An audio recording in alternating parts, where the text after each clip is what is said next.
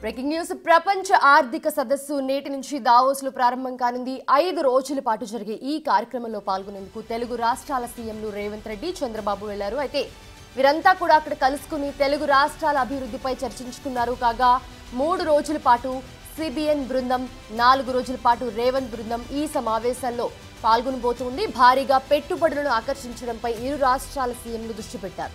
చంద్రబాబు బృందానికి Europe TDP forum సభ్యులు స్వాగతం పలికారు.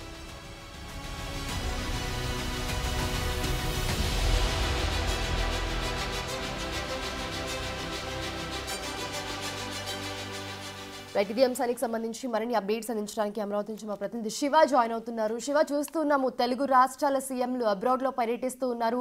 సో ఏంటి, ఎలా జరుగుతుంది పర్యటన? ఈ పర్యటన వల్ల ఏమేం లాభాలు రాబోతూ ఉన్నాయి? ఏం జరుగుతుంది పర్యటనలో? మొత్తం మీద చూసుకుంటే దావోస్ వరల్డ్ ఎకనామిక్ ఫోరం సదస్సుకు హాజరైనందుకు జూరిస్ వెళ్లిన ముఖ్యమంత్రి చంద్రబాబు, అలాగే మంత్రులు లోకేష్, భరత్, అధికారుల బృందం ఘనంగా స్వాగతం పలికింది. కొద్దిసేపు క్రితమే ఆయన చంద్రబాబు సభ్యులు జూరిస్ చేరుకోవడం జరిగింది. విమానాశ్రయంలో చంద్రబాబు ఘన స్వాగతం పలికారు.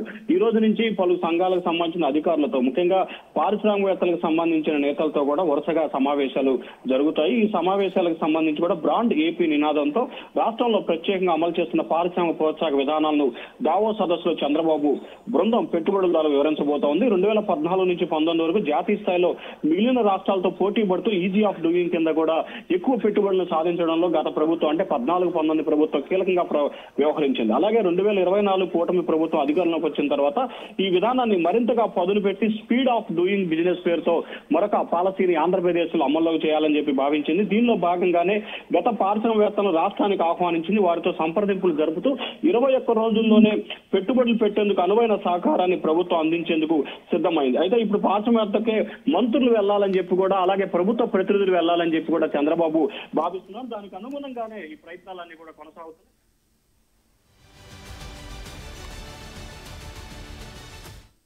ప్రభుత్వం హాజరై పెట్టుబడులు పెట్టేందుకు వారందరికీ సంబంధించి కూడా కీలకంగా చేయబోతున్నారు. ప్రధానంగా చూసుకుంటే మరికొద్ది సేపట్లోనే చంద్రబాబు తన పెట్టుబడులకు సంబంధించిన పర్యటన కార్యక్రమానికి శ్రీకారం చుట్టబోతున్నారు. అయితే ఈ రోజు నుంచి కూడా ఆయన బిజీగా గడపోతున్న పరిస్థితి కనిపిస్తా ఉంది.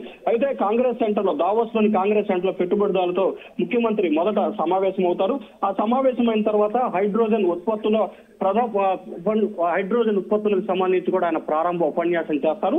ఆ తర్వాత కాన్ఫెడరేషన్ ఆఫ్ ఇండస్ట్రీ CCI లో ఆయన సదస్సులో పాల్గొని వారికి సంబంధించిన అభిప్రాయాలను, అలాగే ఆంధ్రప్రదేశ్ లో పెట్టుబడులు పెట్టడానికి కావాల్సిన అవకాశాలను, అలాగే ఆంధ్రప్రదేశ్ లో ఉన్న వసతులను ముఖ్యంగా వారందరికీ కూడా వివరించబోతున్నారు. 2014 నుంచి 19 వరకు పెట్టుబడులు ఏ రకంగా అయితే ఆంధ్రప్రదేశ్ లో వచ్చాయో దానికి రెట్టింపు రీతిలో ఆంధ్రప్రదేశ్ కి 24-29 మధ్య తీసుకురావాలనేది టీడీపీ సర్కారు ఎన్డీఏ కూటమి భావిస్తా ఉంది. దానికి అనుగుణంగానే ముఖ్యమంత్రి చంద్రబాబు ఆ ప్రయత్నాలు ప్రారంభిస్తున్నారు. అలాగే జూరిస్ ఎయిర్పోర్ట్ కు సంబంధించి కూడా కొద్దిసేపు క్రితమే తెలంగాణ ముఖ్యమంత్రి రేవంత్ రెడ్డి, అలాగే మంత్రి శ్రీధరబాబు కూడా చంద్రబాబుతో ప్రత్యేకంగా సమావేశమయ్యారు. తెలుగు రాష్ట్రాల తరఫున మొదటిసారిగా అటు రేవంత్ రెడ్డి, ఇటు చంద్రబాబు ఇద్దరు కలిసి కూడా ఎయిర్పోర్ట్ లో ఇద్దరు చాలాసేపు కూడా సంభాషించుకున్నారు. ముఖ్యంగా ఇరు రాష్ట్రాలకు సంబంధించి, రాష్ట్రాలుగా విడిపోయినప్పటికీ ఆంధ్రప్రదేశ్, తెలంగాణ 2 రాష్ట్రాలు కూడా తెలుగు రాష్ట్రాలుగా కలిసి ఉండాలి, పెట్టుబడులు సాధించడంలో 2 రాష్ట్రాలు పోటీలు పడి ఎక్కువగా పెట్టుబడులు వచ్చే విధంగా కృషి చేయాలని చెప్పి ఇరువురు కూడా ఒక అభిప్రాయానికి వచ్చినట్లు తెలుస్తా ఉంది. ముఖ్యంగా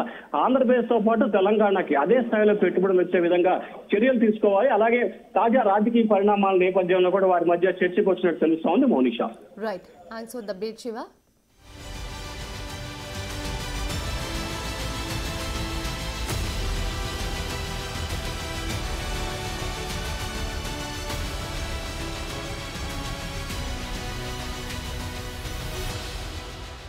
ప్రస్తుతం ప్రపంచ ఆర్థిక సదస్సులో భాగంగా దావోస్లో జరుగుతున్న కార్యక్రమంలో సీఎం రేవంత్ రెడ్డి, అలాగే సీఎం చంద్రబాబు నాయుడు తదితరులందరూ కూడా కలిసి పాల్గొంటూ ఉన్నారు. ఇప్పటివరకు డీటెయిల్స్ చూద్దాం.